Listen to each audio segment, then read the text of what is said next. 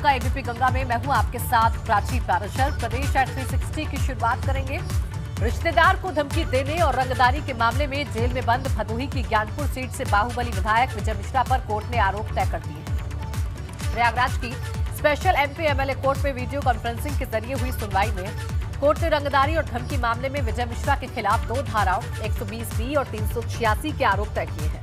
आपको बता दें कि बाहुबली विधायक विजय मिश्रा पर एक रिश्तेदार ने गोपीगंज थाने में विधायक, उनकी पत्नी एमएलसी रामलली मिश्रा और बेटे विष्णु मिश्रा के खिलाफ मकान पर कब्जा करने, संपत्ति अपने बेटे के नाम वसीयत कराने की कोशिश और रिश्ते के फर्म पर अवैध ढंग से कब्जा करने का आरोप लगाते हुए मुकदमा दर्ज कराया था।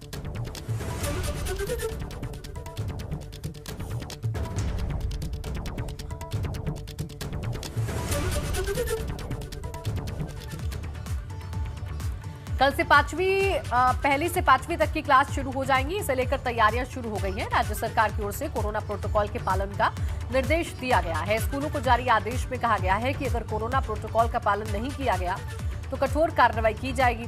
वहीं दूसरी तरफ आज इलाहाबाद हाईकोर्ट में इस फैसले पर रोक लगाने को लेकर याचिका डाली गई। याचिका में मांग की गई है कि कोरोना की तीसरी संभावित लहर को देखते हुए पहली से 12वीं तक के क्लासेस का संचालन बंद किया जाए, साथ ही इस सत्र में ऑनलाइन माध्यम से ही पढ़ाई हो।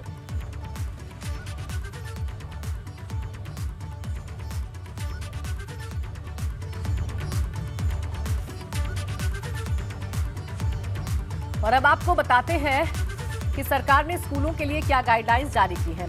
हफ्ते में 2-2 दिन ही कक्षाएं लगाई जाएंगी। सुबह 8 बजे से स्कूल खुलेंगे और 4-4 घंटे की शिफ्ट में क्लासेस होंगी। एक दिन में सिर्फ 50% विद्यार्थी ही कक्षाओं में आएंगे। स्कूल में 2 पालियों में पढ़ाई होगी। इंटरवल में क्लास में ही लंच करना होगा। ऑफलाइन के साथ ऑनलाइन कक्षाओं का भी विकल्प खुला रहेगा। कोविड-19 से बचाव के उपायों का सख्ती से पालन करना होगा। मास्क और सामाजिक दूरी का पालन करवाया जाएगा। स्कूल ना आने वाले बच्चे ऑनलाइन क्लासेस कर सकेंगे।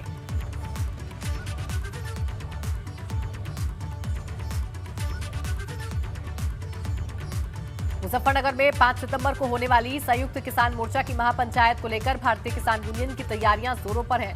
बारिश से बचने के लिए पूरे मैदान में वाटरप्रूफ टेंट लगाने का काम तेजी से किया जा रहा है। साथ ही सभी खाप चौधरियों के साथ पंचायत कर चौधरी नरेश टिकैत तमाम राज्यों से आने वाले किसानों के रहने खाने की व्यवस्था भी की गई है।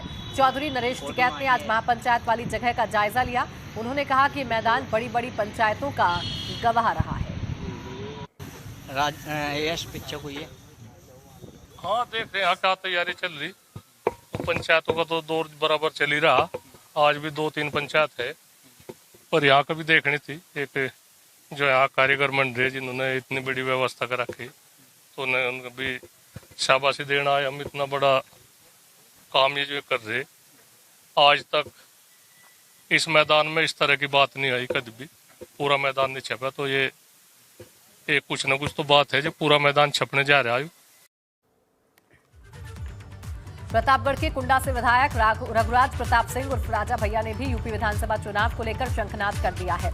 अपनी पार्टी जनसत्ता दल लोकतांत्रिक के बैनर तले उन्होंने जनसेवा संकल्प यात्रा निकाली। प्रतापगढ़ से यात्रा सुल्तानपुर होते हुए अयोध्या पहुंची। राजा भैया ने भगवान राम और हनुमान जी का आशीर्वाद लिया और कहा कि वो जनता का आशीर्वाद लेने के लिए पूरे प्रदेश में दौरा करेंगे।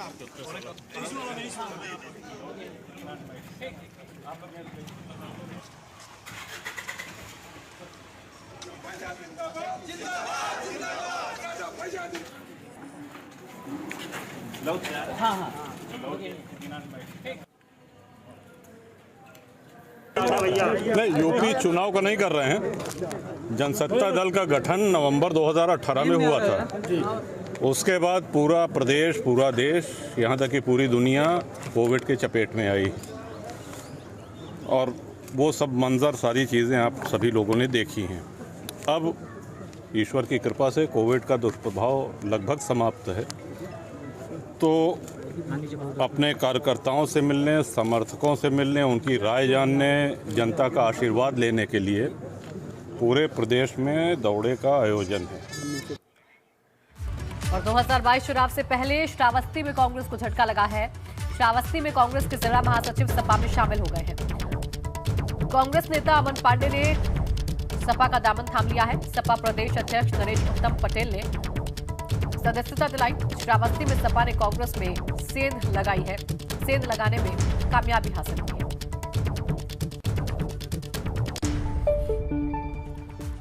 जमीयत उलेमाए हिंद के अध्यक्ष अरशद मदनी ने फिर विवादित बयान दिया है। उन्होंने कहा है कि लड़कों और लड़कियों की पढ़ाई अलग अलग होनी चाहिए।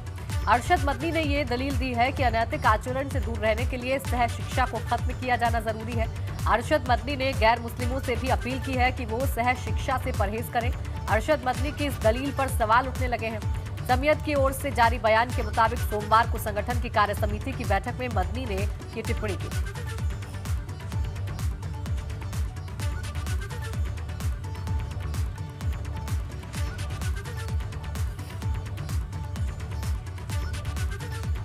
केंद्रीय मंत्री कौशल किशोर ने अरशद मदनी के उस बयान से असहमति जताई है जिसमें मदनी ने कहा है कि लड़कों और लड़कियों की पढ़ाई अलग अलग होनी चाहिए।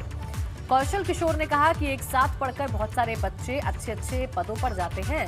उन्होंने कहा कि इससे अच्छा होता कि मदनी कॉलेज में फैल रहे नशे के खिलाफ अभियान चलाते। लेने जाते हैं बच्चे और स्कूलों में पढ़ते हैं, यूनिवर्सिटीज़ में पढ़ते हैं और वहीं से निकल करके लोग IAS बनते हैं, IPS बनते हैं, PPS बनते हैं। स्कूलों में बच्चों में या अलग अलग या पढ़ाई नहीं कर रहे हैं या वो पढ़े लिखे नहीं भी हैं।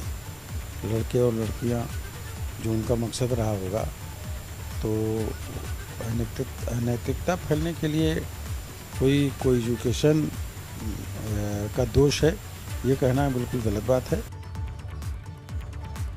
गाजियाबाद के पौष इलाके राजनगर में उस वक्त हड़कंप मच गया जब बेखौफ बदमाशों ने हथियारों के दम पर लूट की वारदात को अंजाम दिया और लाखों की लूट के बाद आराम से फरार हो गए। ये पूरी वारदात घर में लगे CCTV कैमरे में कैद हो गई। उन्होंने बुजुर्ग दंपत्ति को बनाया निशाना। हथियारों के दम पर लूट की वारदात, 1.5 लाख रुपए और ज्वेलरी की लूट। चारों के हाथ में चाकू थे, एक के हाथ में कट्टा भी था जी, और वो कहे थे 2 लाख रुपए दो जी। तो पैसे ला के रखे थे, मेरा कैटरेक्ट का ऑपरेशन था, वो उसमें से निकाल लिए थे मैंने। कितने पैसे वो 1 लाख रुपए के करीब थे जी। लूट की वारदात की जानकारी मिलते ही पुलिस मौके पर पहुंच गई और CCTV फुटेज के आधार पर बदमाशों की तलाश में जुट गई। बजे के आसपास पुलिस को सूचना मिली और सूचना मिलते ही पुलिस यहाँ मौके पर आई और इनका कहना है कि पति पत्नी यहाँ रहते हैं, ऊपर इनके किराएदार हैं, साथ में कुछ नौकर चाकर भी हैं जो अपने कमरे में रहते हैं 24 घंटा। और इनका कहना है कि जब ये सवेरे इन्हें कुछ खटपट की आवाज़ सुनाई दी, लगभग 4 बजे के 4 साढ़े 4 के आसपास की ये बात है। ये कमरे से बाहर निकल कर के जब आई तो इन्होंने देखा कि वहाँ पे 4 लोग हैं जो खड़े हुए हैं और इनके उठने से पहले ही देखा इन्होंने कि सामान इधर उधर बिखरा हुआ है और इनका कहना है कि वो लोग इनसे कुछ इलाज के लिए पैसों की मांग कर रहे थे। तो ये अभी तक का घटनाक्रम इन्होंने बताया है और इसी पे पुलिस छानबीन कर रही है और CCTV कैमरे खंगाले जा रहे हैं। दिन दहाड़े हुई इस वारदात ने इलाके में हड़कंप मचा दिया है जब पौष इलाके में बेखौफ होकर बदमाशों ने वारदात को अंजाम दिया और फरार हो गए। ABP गंगा के लिए गाजियाबाद से शक्ति सिंह की रिपोर्ट। फतेहपुर में दिन दहाड़े बाइक सवार बदमाशों ने किराना व्यापारी से 6 लाख रुपए लूट कर फरार हो गए, जिसके बाद पुलिस मामले की जांच कर रही है। ये लूट बिंदगी कोतवाली क्षेत्र के जाफरगंज कस्बे के रहने वाले विनोद कुमार से हुई। बाइक सवार 3 युवकों ने उन्हें रोककर उनसे मारपीट भी की और फिर लूट की वारदात को अंजाम दिया।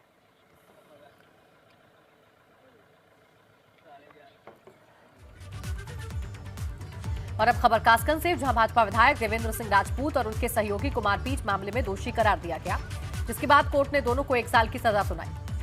इसके अलावा 15-15 हजार रुपए का जुर्माना भी लगाया, लेकिन कोर्ट ने 1 लाख के व्यक्तिगत बॉन्ड पर जमानत दे दी। हालांकि कोर्ट ने बॉन्ड जमा करने के लिए 10 दिन का समय दिया है।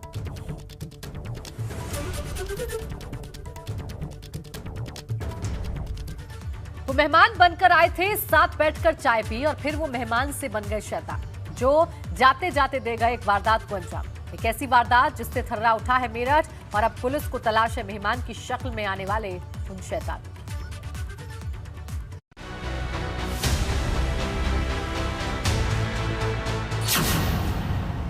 मेहमान बनकर आई शैतान, पहले साथ बैठकर ली चाय की चुस्की, फिर चलाई ताबड़तोड़ गोलियां। मेरठ में फिल्मी स्टाइल में मर्डर।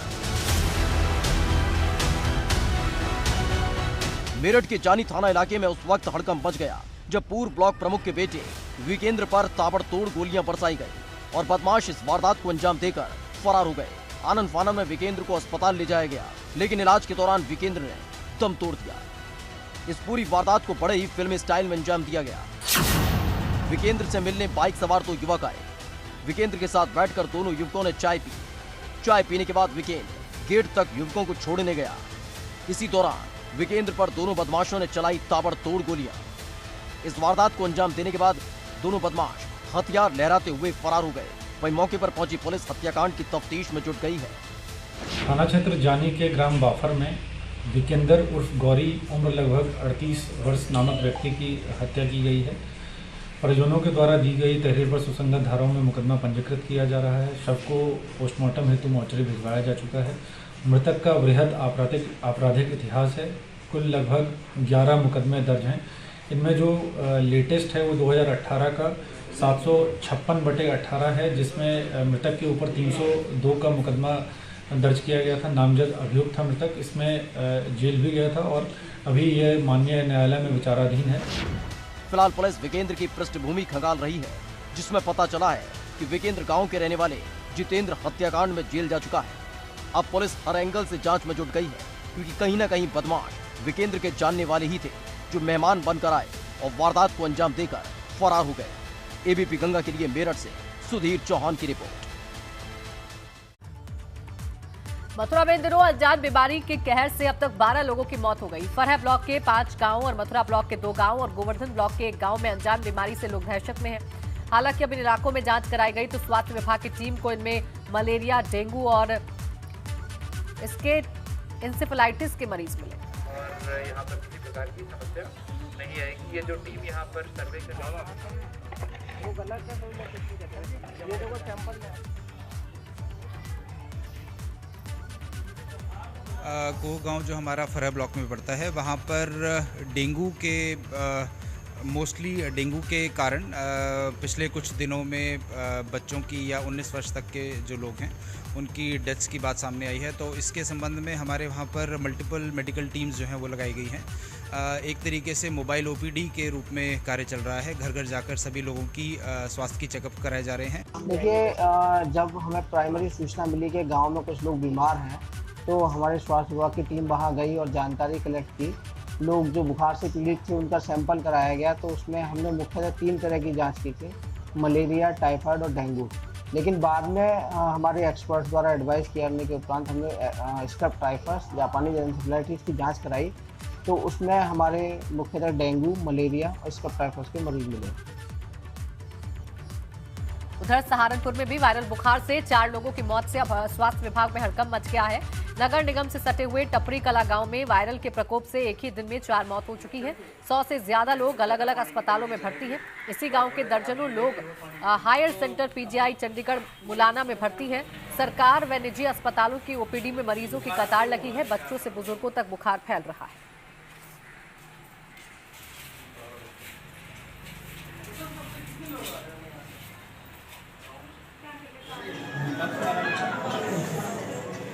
पहले की अपेक्षा कुछ पेशेंट जो हैं बढ़ोतरी हुई है, बुखार के जो पेशेंट आ रहे हैं, और ज़्यादातर टाइफाइड और डेंगू तो जब तक नहीं कह सकते जब तक उनकी जांच मुकम्मल ना हो जाए। लेकिन यह प्लेटेलेट ज़्यादातर पेशेंट्स की डाउन आ रही हैं। जो भी रिपोर्ट लेके आ रहे हैं हमारे पास, ज़्यादातर पेशेंट अभी उनको एडमिट किया जा रहा है और ट्रीटमेंट दिया जा रहा है।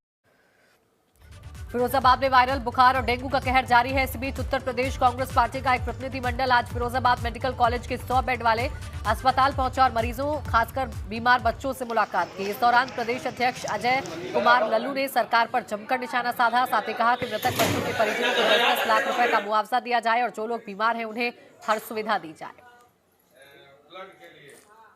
अविलंब जिन लोगों ने जान गंवाई, जो बच्चे काल के गाल में समा गए, चूंकि यह महामारी है, सरकार की लापरवाही है, अविलंब 10-10 लाख रुपए उनके परिजनों को अनुदान दे।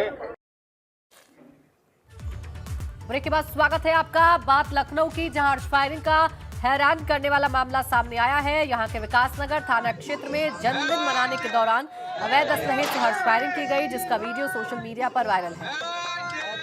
सबसे हैरान करने वाली बात यह रही कि विकासनगर पुलिस को इसकी जानकारी तक नहीं।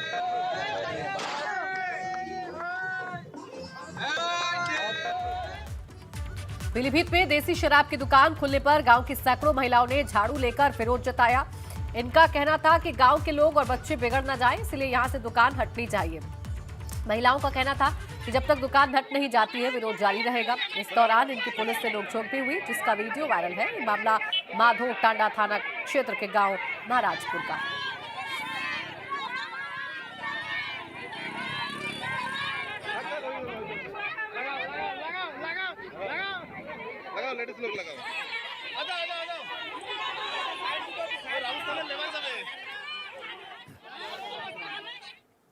यूपी के कई जिलों में बाढ़ का सितम बरकरार है। अधिकतर पूर्वांचल के जिलों में बाढ़ का रौद्र रूप देखने को मिल रहा है। हम आपको 3 तस्वीरें दिखाते हैं और उन तस्वीरों में आप देखेंगे किस तरीके से बाढ़ ने रौद्र रूप ले लिया है और लोगों की मुसीबतों में इजाफा कर दिया है। चाहे बात लखीमपुर की हो, चाहे बाराबंकी की या फिर गोंडा की, हर जगह कमोवेश एक ही जैसे हालात नजर आ रहे हैं, जिससे लोग काफी परेशान हैं।